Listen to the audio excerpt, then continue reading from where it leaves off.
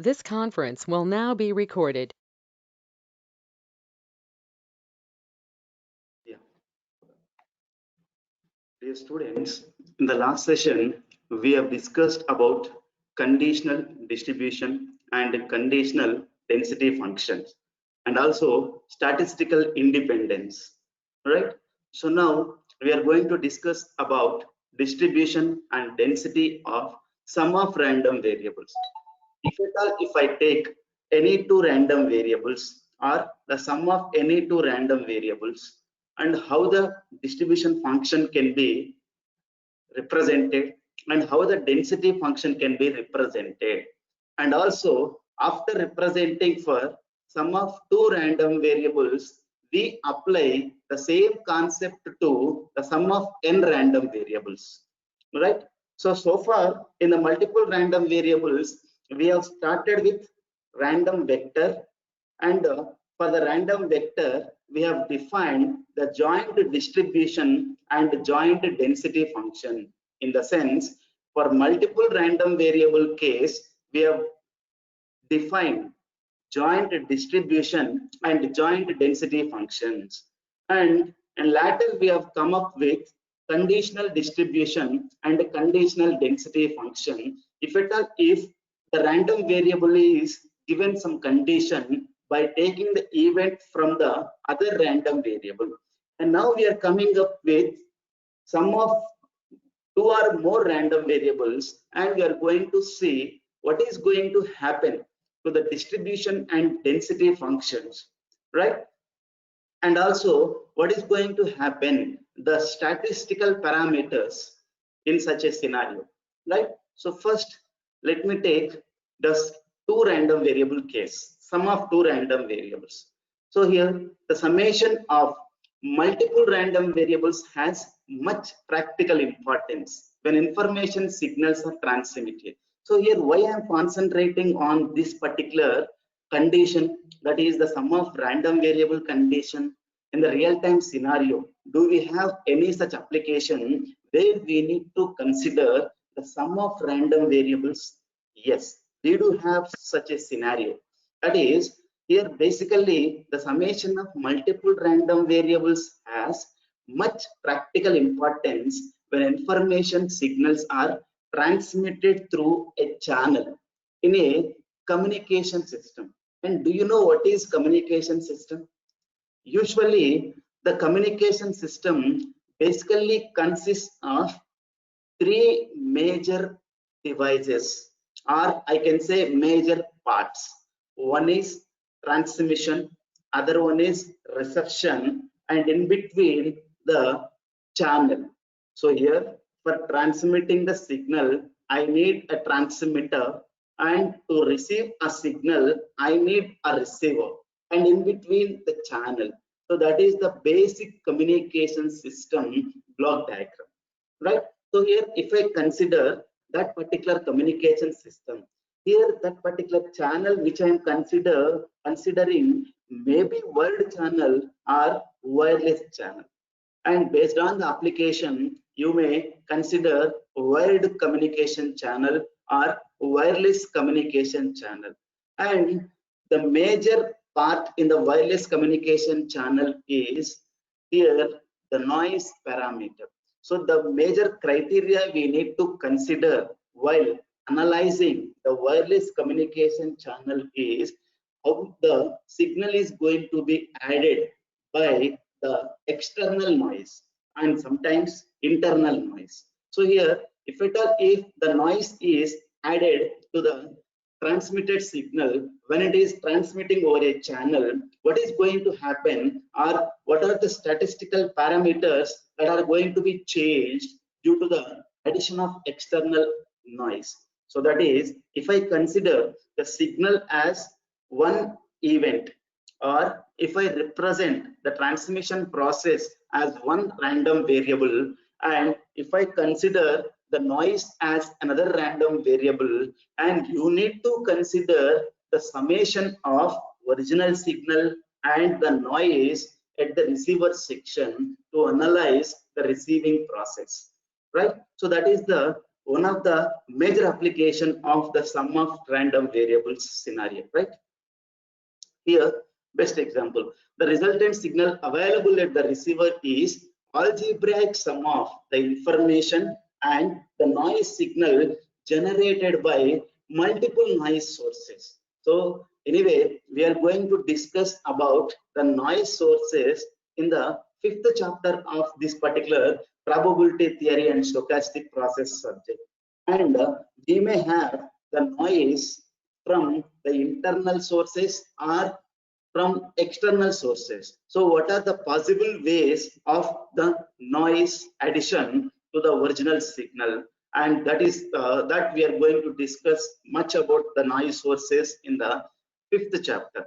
And anyway, here for time being, I'm just assuming that the resultant signal available at the receiver is the algebraic sum of the information or the transmitted signal or the original signal and the noise signals generated by multiple noise sources. That is, I can represent like this.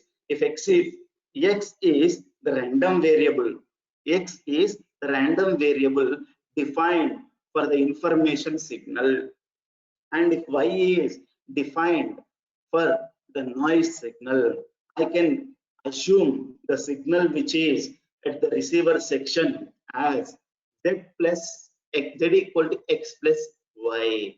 Am I clear? Right? So here let z be the random variable equal to the sum of two independent random variables x and y. Right? So that is, I am considering the signal at the receiver as x plus y. Z equal to x plus y is the signal received at the receiver section. I am considering as sum of two random variables, right? So here this is a scenario I can take, right? So here whenever I take the z as the sum of two random variables, I can define the distribution function like this. F z of z equal to the probability of z less than or equal to z. It is the general definition of cumulative distribution function or probability distribution function. And now in this case, it is probability of x plus y less than or equal to z. That is, since z is the sum of two random variables, I can take it as x plus y less than or equal to z. What do you mean by x plus y less than or equal to z? If I consider the random variable x as along the horizontal axis, if the elements of x are represented along the horizontal axis, and if the elements of y are represented along the vertical axis, if it is y and if it is x, then I can say x plus y is less than or equal to z is the area which is shown in the shaded region. So this particular shaded region is nothing but x plus y less than or equal to z, right? So in fact, this particular line is nothing but x plus y equal to z, and this particular shaded area is nothing but x plus y less than or equal to z. And this line, which is x plus y equal to z, is going to intersect the vertical axis at y equal to z and horizontal axis at x equal to z. And this particular shaded region is representing x plus y less than or equal to z, and the probability of this particular shaded region is nothing but distribution function of sum of two random variables, that is z, right? So this is the way to represent the sum of two random variables and the probability of the sum of two random variables to define the distribution function, right? And it is a region in the xy plane where x plus y is less than or equal to z, right? Now here the probability corresponding to an elemental area dx dy in the xy plane located at the point x comma y is fx comma y of x comma y dx dy. I repeat, the probability corresponding to an elemental area dx dy in the xy plane. So just now we have seen the xy plane here. So it is x is along the horizontal axis and y is along the vertical axis, and the plane in between, the plane of xy is called xy plane, right? So here the probability corresponding to an elemental area dx dy, that is a differential part along the x and differential part along the y, that is called dx dy. The xy plane located at any point x comma y is nothing but fx comma y of x comma y dx dy. And this thing we have discussed in the joint distribution function already, joint density function in fact, right? While discussing about joint distribution and joint density, we have discussed that at any particular point x comma y, if I consider dx dy as the elemental area, the probability at that particular point can be considered as, by using the joint density function, fx comma y of x comma y dx dy, right? So if you sum all such probabilities in the region, so what is our target here? To define the distribution function, we need to find the probability of x plus y less than or equal to z. And wherever I have the sum of x and y is less than or equal to z, I am going to take the probability at that particular point, right? So therefore, to take the probability in the region x plus y less than or equal to z, first I am going to take the elemental areas and the probability of that particular elemental area, and by adding all such elemental areas where the region is x plus y less than or equal to z, right? So finally, what I can write mathematically, fz of z equal to integral minus infinity to plus infinity, and ultimately to take the area as it is two coordinate system, one integration must be along this direction, another integration must be along this direction. In the sense, one integration must be x direction, another integration must be along y direction. Am I clear?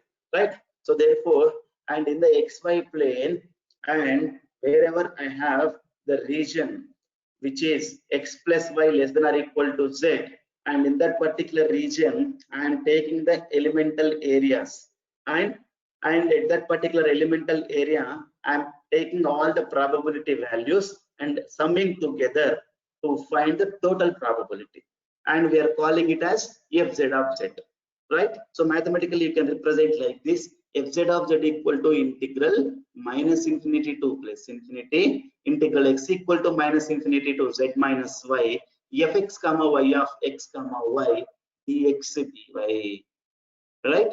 So general definition for the distribution function of sum of two random variables x and y, right?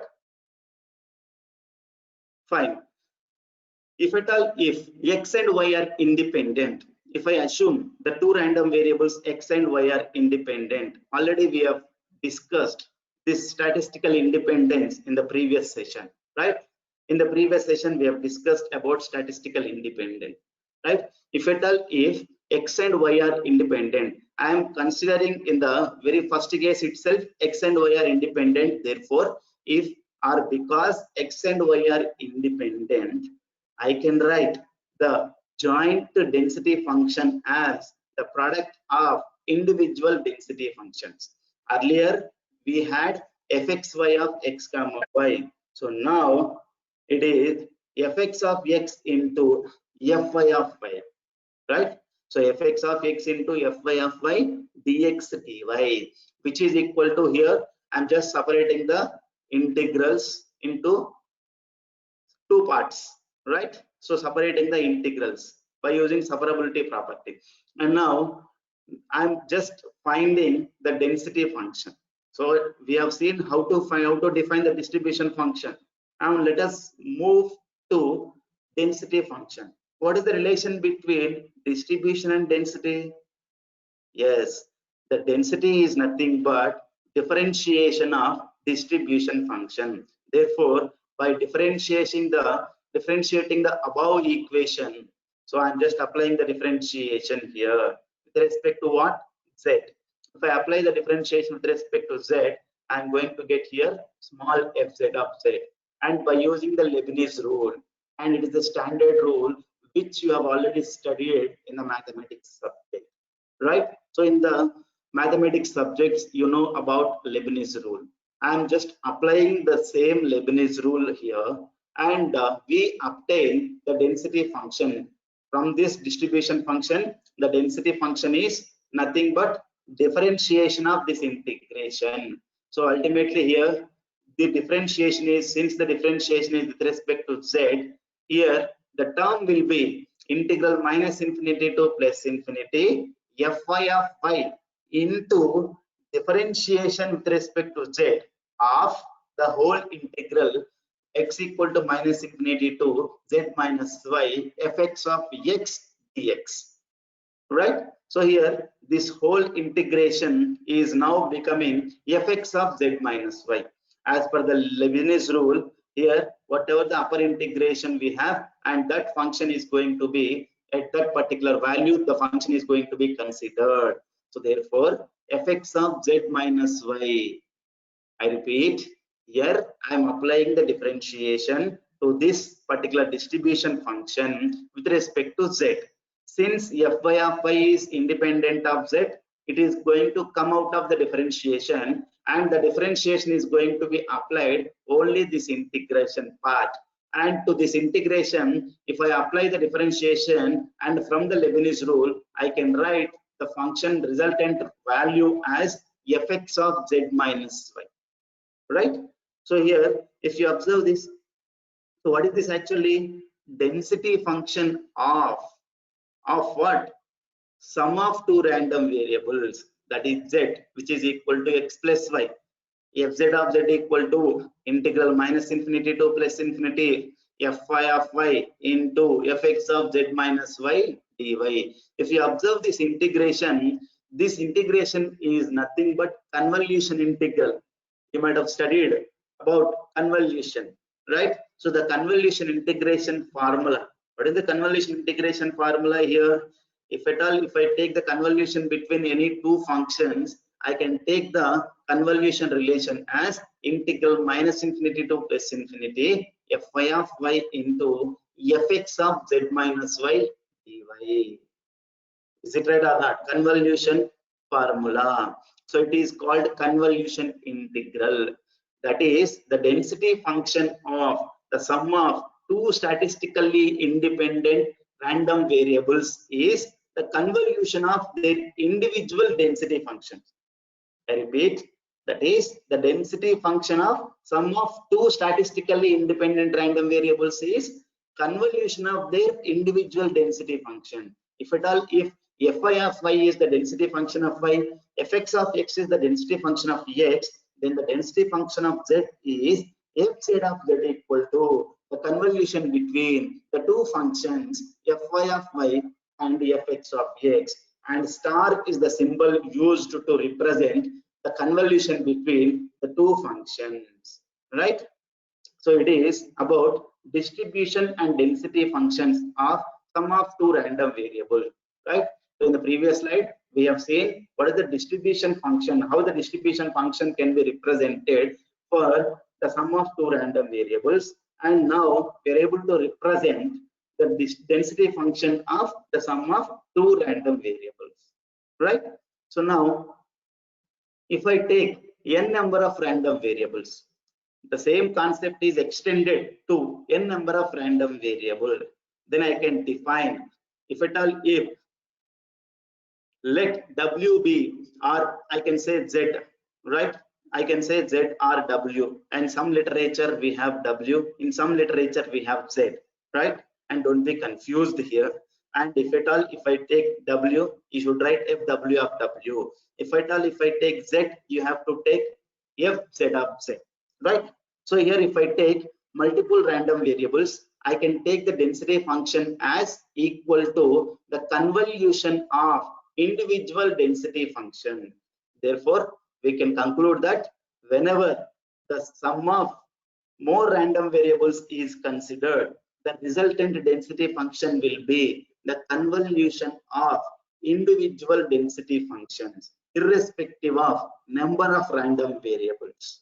Number of random variables. Always the density function of the resultant sum of random variables is equal to the convolution of individual density functions. Right? So here let me take one example problem. Here, if x comma y are any two random variables chosen independently at random from the interval 0 comma 1 with uniform probability density, what is the density of their sum? That is z equal to x plus y. I repeat, what is the given data here? X and y are two random variables, right? And they are independent to each other. And what is the type of the random variable and what are the types of random variables? Yes, both are same type, that is uniform random variables. Why? Because it is given that the random variables are with uniform probability density, right? And what is the interval given? 0 comma 1. In such a particular interval, the two random variables are uniform random variables with uniform probability density, right? And you know how to define the density function for uniform random variable, right? Then what is the density of their sum? That is the question given. How to solve? Yes, we know already, just now we have studied the density function of the sum of random variables is equal to what? Convolution of their individual density functions. So here therefore the two density functions are given for x and y, both are uniform, right? So the sum of two random variables is considered, and that is nothing but z. So therefore the z, for the z, the density function is nothing but the convolution of these two uniform density functions, right? So that is the thing we need to do. So we have fx of x equal to 1 in the interval 0 comma 1 and 0 otherwise, and fi of y equal to 1 in the interval 0 comma 1 and 0 otherwise. That is the given data. Why? Because both the density functions are uniform density functions, right? Now, and the density function for the sum is given by, would you write?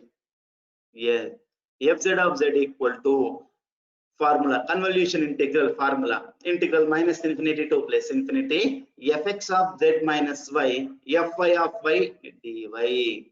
I repeat, it is nothing but convolution integral formula. Fz of z equal to integral minus infinity to plus infinity, fz of is fx of z minus y into fy of y dy. Just substitute, simple substitution here. And moreover, fy of y is 1 if at all if y is in between 0 and 1 and is 0 otherwise, right? Only the function exists in the interval 0 and 1. So therefore what is going to happen here? Fz of z equal to, what is the function here, what is the integral here? Minus infinity to plus infinity, and though the limits are from minus infinity to plus infinity, fy of y is existing only in the interval 0 and 1. So therefore fy of y equal to 1 in the interval 0 and 1. That value is substituted here. Now fx of z minus y. So we know what is fx of x. Fx of x is what? 1 in the interval x in between 0 and 1. I repeat, fx of x is 1 in the interval 0 less than or equal to x less than or equal to 1. So what is in the place of x? What is the variable I have here? Z minus y. Therefore, if at all if z minus y is in between 0 and 1, the function will be equal to 1, right? So therefore, how can I take the integrand is 0 unless z minus y is in between 0 and 1? Is it right or not? So here therefore for the z, how can I write the limits? And then it is 1. So if, how many conditions I can take? If at all if z is in between 0 and 1, if z is in between 0 and 1, what is going to happen to this particular condition? Yes, fz of z will be 0 to z. Fz of z will be 0 to z, and this function equal to 1. Fx of z minus y will be equal to 1, and the resultant integration will be equal to z. Simple mathematics here. Simple mathematics here. Since the whole function equal to 1 only when z minus y is in between 0 and 1. And now I'm taking the limits for z. I'm taking the limits for z. So what are the limits taken here? In between 0 and 1. If at all, if the z is taken in between 0 and 1, the whole integration becomes 0 to z, and the fx of that particular z minus y will be equal to 1. Y will be equal to 1, right? Similarly here, what is the other condition I can take? 1 and 2. Why? Because if z equal to 1 and z equal to 2, here anyway, what is going to happen here? What are the limits for y? 0 and 1. 0 and 1, right? So here, if z equal to 0 and if z equal to 1, ultimately here that condition will be only in between 0 and 1. Only in between 0 and 1. Whereas in this case, if the z is in between 1 and 2, 1 and 2, ultimately, what are the limits we are going to get here in between 1 and 2? Here, z minus 1 to z, or 1, z minus 1 to 1. I'm just separating the integration into two parts. One is 0 to z, other one is z minus 1 to 1. One is 0 to z, other one is z minus 1 to z. So 0 to z, to take the limits from 0 to z, that z must be in between 0 and 1. Is it right or not? Here, fz of z is separated into two integrals. In this way, you can understand better. One integration is with the limits 0 to z. Other integration is with the limits what? Z minus 1 to 1, right? So here 0 to z, how can I take the limits from 0 to z? Where the z is z must be less than or in between 0 and 1, and in that case that function will be equal to 1. So here the limits are from z minus 1 to 1 in the sense to make the function 1, and ultimately the integration limits must be equal to only 0 and 1. So it is possible only when the z is in between 1 and 2. In between 1 and 2, right? So therefore here this function will be equal to 2 minus z. And finally, the consolidated equation can be written like this. If at all, if the z is greater than 2 or z is greater than 0, that is absolutely equal to 0, I can conclude here fz of z equal to z if 0 less than or equal to z less than or equal to 1. 2 minus z if 1 less than z less than or equal to 2. 0 otherwise. So three limits we got for the new density function, that is fz of z. Understood? That is the way to solve the problem. So here if I take the graphical representation, so if at all if I take in between 0 and 1, and the function will be like this: in between 0 and 1 it is a growing function, and in between 1 and 2 it will be decaying function. So here ultimately the resultant function is nothing but a triangular function. So that is the convolution between the two uniform densities will become a triangular function, right? Now let us take a simple problem, one more problem. If x and y are any two random variables chosen independently at random from the interval 0, infinity with an exponential density with the parameter lambda. In the previous case, uniform densities. Now it is exponential densities. What is the density of their sum? That is z equal to x plus y. Anyway, parameter is lambda only. You know the density function formula for x and for y, both are same. So you know how to write fx of s, and you know how to write fy of y. Pause the video and try. Yeah. Coming to the solution, X, Y, and Z denote the relevant random variables, and Fx, Fy, Fz are densities, right? Then how can I write Fx and Fy? Ultimately, lambda into e power minus lambda x if x greater than or equal to 0. Fy of x also equal to lambda into e power minus lambda x if x greater than or equal to 0. Since I am taking the same variable here, the function is same. Lambda into e power minus lambda x. This is nothing but the density function for an exponential random variable. This part we have studied in the very first chapter, right? Now, therefore, how can I write that fz of z? Fx of z minus y into fy of y dy. It is the standard formula, convolution between fx of x and fy of x or fy of y, whatever. Convolution between two functions, fx star fy, right? So here I'm substituting. First one is lambda into e power minus lambda into, in the place of x, z minus y, into lambda into e power minus lambda into, in the place of x, y. Clear, right? So therefore it is equal to what? That is, by simplifying this, how can I write? Lambda into lambda, lambda square. Other one is e power minus lambda into z minus y, e power minus lambda y. If I simplify this, I'm going to get e power minus lambda z, right? So here, after simplification and substituting the limits, the resultant is lambda square into z into e power minus lambda z. That is convolution between fx of x and fy of y. This is the way to solve. Which is the condition when z is greater than 0. If z is less than 0, ultimately fz of z equal to 0. Why? Because both the functions will be equal to 0. So therefore, consolidation, I can take the consolidated function or density function of z, the new random variable z, as fz of z equal to lambda square into z into e power minus lambda z if z greater than or equal to 0 or 0 otherwise. So here we have taken two uniform densities, and the convolution of two uniform densities, we got triangular function.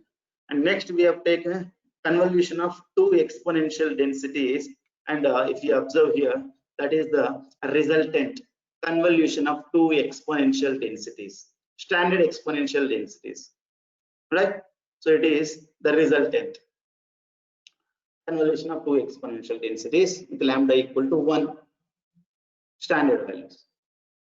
Understood how to solve the problem, sum of two random variable case, right? Now, central limit theorem. The next is central limit theorem. So what is the purpose of discussing the central limit theorem here? First, to discuss the purpose, first let us say what is central limit theorem. The central limit theorem says that the probability distribution function of the sum of a large number of random variables approaches a Gaussian distribution. The mean and variances of this Gaussian distribution are respectively the sum of the means and variances of all independent random variables. Independent random variable. So what do you mean by this? Here in your curriculum, the proof for this is not given, and only the definition and the description part is given. The proof is not given. So anyway, this central limit theorem is very useful in the case of analysis of probability models. Why? Because here, irrespective of the type of random variables, if at all, if I take the large number of random variables, the sum of large number of random variables, if I find the density function of that particular sum of large number of random variables, irrespective of the type of the random variables, the density function approaches Gaussian. Approaches Gaussian. And here the advantage is a simple example. I am conducting an experiment. So what is the experiment? Tossing a coin experiment. I'm just conducting tossing a coin experiment, right? So that is in the experiment, tossing a coin experiment. if I define the random variable as x. So what are the possible outcomes in the tossing a coin experiment? Only either head or tail, either head or tail. So therefore, the two outcomes are with the same probability. Therefore, the random variable becomes uniform random variable. Uniform random variable, and the density becomes uniform density, right? So here, if I continue the same experiment, or if I perform the same experiment for more number of times, let us say 100 times, let us say 100 times, and first time, if I take the first experiment, let the random variable be x1. That x1 is uniform random variable. And the second experiment, the same experiment, and let the random variable be x2. Similarly, the other random variable be x3, and so on up to 100. All the densities are uniform densities, right? So here, if I want to find out, let me take the sum of random variables as z equal to x1 plus x2 plus x3 and so on up to xn. Then the density function of the z becomes Gaussian.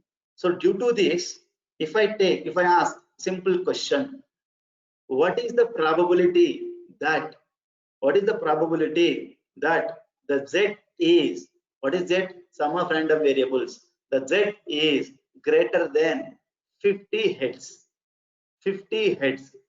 So usually, and each and every case, I'm going to take the probability values. I'm going to assume the each and every experiment as a Bernoulli trial. Why? Because only two possibilities I have, either positive, either head or tail. Therefore, I can take Bernoulli trial. So using the Bernoulli trials in each and every case, and I'm going to check the probability of getting greater than 50 heads, out of the 100 experiments, right? That is one way.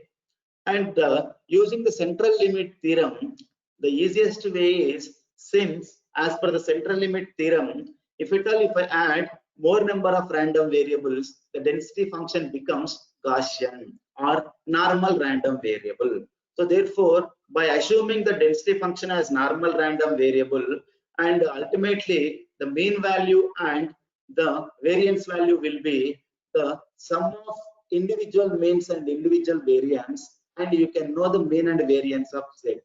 If you know mean and variance of z, you know how to find the probability of z greater than 55 or less than 55. Why? Because you know probability of z less than 55 is nothing but fz of 55. Fz of 55 is nothing but the distribution function value at 55. Which distribution function? Now it is Gaussian distribution function. So instead of taking every time Bernoulli trials, you can take standard Gaussian distribution function and you can get the answer directly, right? So here, now I am taking the example that all are uniform random variables. So that is called equal distribution. And sometimes I may get unequal distribution. So I'm taking different experiments like tossing a coin, throwing a die, spinning the wheel, and all such experiments, and I'm taking the density functions. Now I'm taking the sum of all such experiment in a large number, right? So now the density function again will become Gaussian function. That is called unequal distribution. So unequal distribution says that let x1 bar and sigma xi square be the means and variances respectively of n random variables xi, which may have arbitrary probability densities. Arbitrary in the sense different here. The central limit theorem says that the sum yn equal to x1 plus x2 and so on xn, which has the mean yn bar equal to sum of individual means and variance equal to sum of individual variances, as the probability distribution that asymptotically approaches Gaussian, as subjective condition is n tends to infinity. So you may not find simple case. In the previous one only we have done a problem, sum of two random variables. So what is the density function we got for uniform density functions? A triangle. So that is, it is almost approaching Gaussian, but here it approaches the Gaussian if you take more number of random variables, that is as n tends to infinity, right?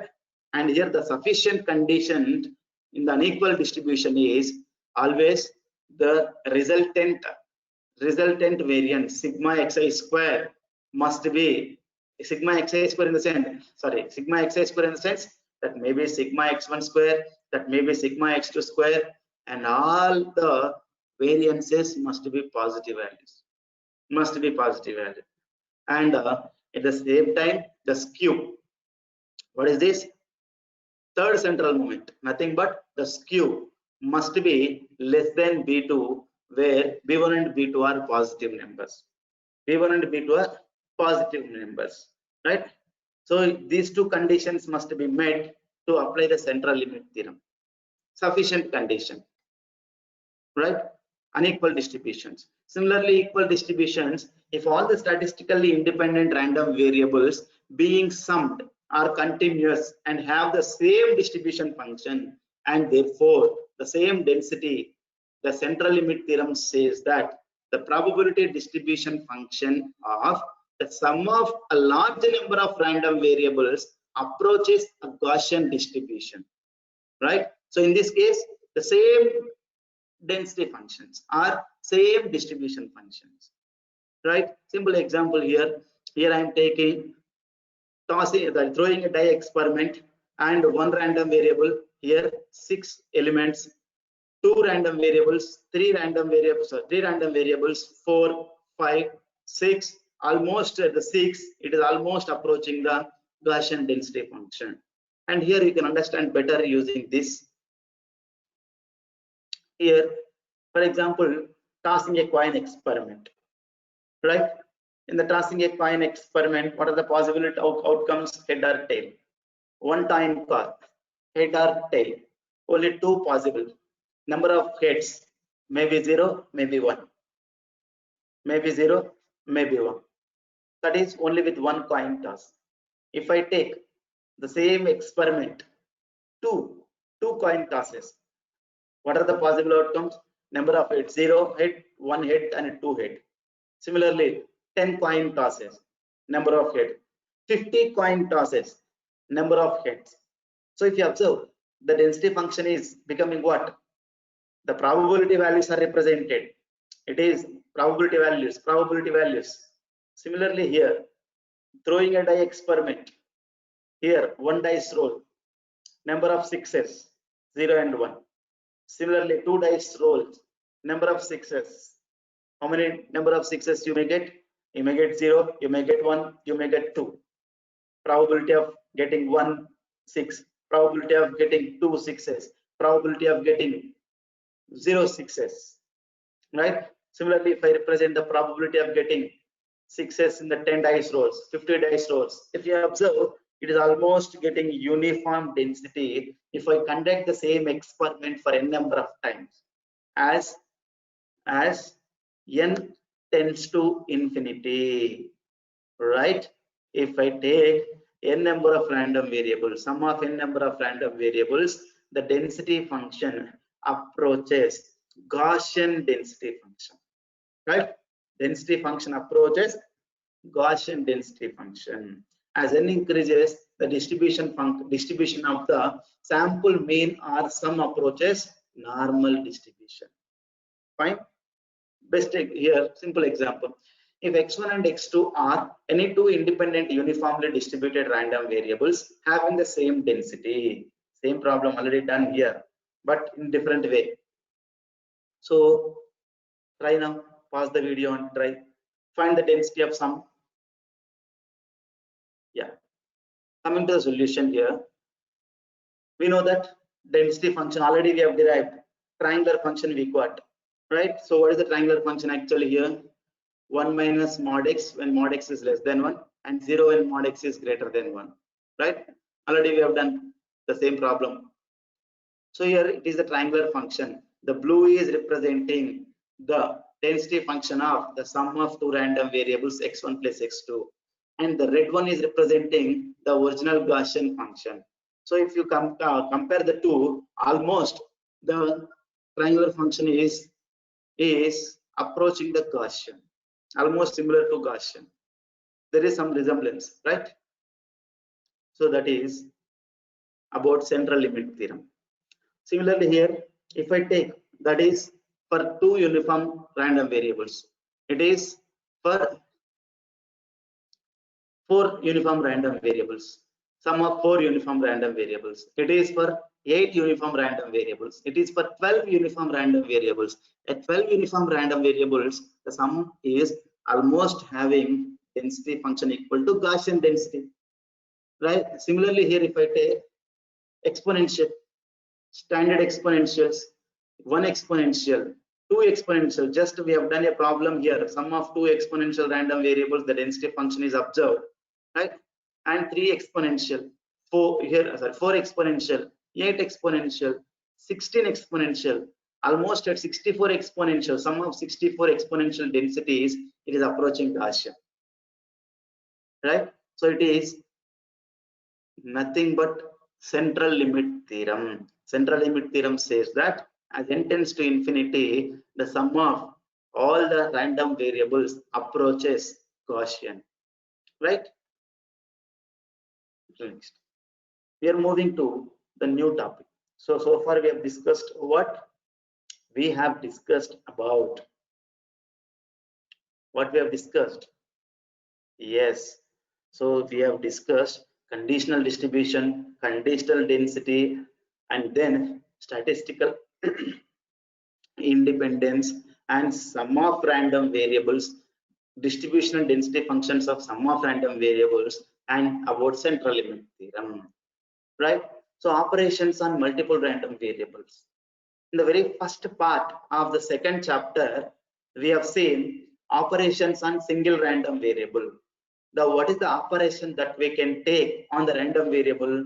Yes, expectation is the operation that we can take on the random variable. Here also we can take the same operation, expected value of a function of random variables, multiple case here.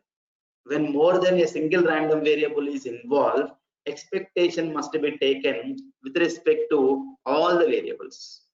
All the variables. That is, if g of x comma y is some function of two random variables x and y, then the expected value of g of x comma y is given by g bar equal to expectation of g of x comma y equal to integral minus infinity to plus infinity, integral minus infinity to plus infinity. Earlier we used to have here g of x. Now it is function of multiple variables, g of x comma y into fx comma y of x comma y dx dy, right? Where fx comma y of x comma y is the joint density function of two random variables x and y, right? So it is nothing but expectation or expected value of function of random variables, function of random variables, right? If the same concept can be extended to n number of random variables, if I extend the same concept to n number of random variables, and if I take the function as g of n number of variables x1, x2 to xn, then I can also take the expectation value like this: g bar equal to expectation of g of x1 comma x2 up to xn, or integration, how many integrations? N integrations for dx1 to dxn. And here we need to take the joint density function of n number of random variables, right? So that is about expectation of function of n number of random variables, operations, right? So usually why do I take the operation here? Ultimately to find the statistical parameters, right? The expected value of a sum of functions is equal to sum of expected values of individual functions. The expected value of a sum of functions, in the sense e of x1 plus x2 plus x3 up to xn is equal to what? expectation of individual functions, e of x1 plus e of x2 and so on, right? So when we apply the operation to sum of random variables, what is going to happen? We'll see in the next session, right? Thank you.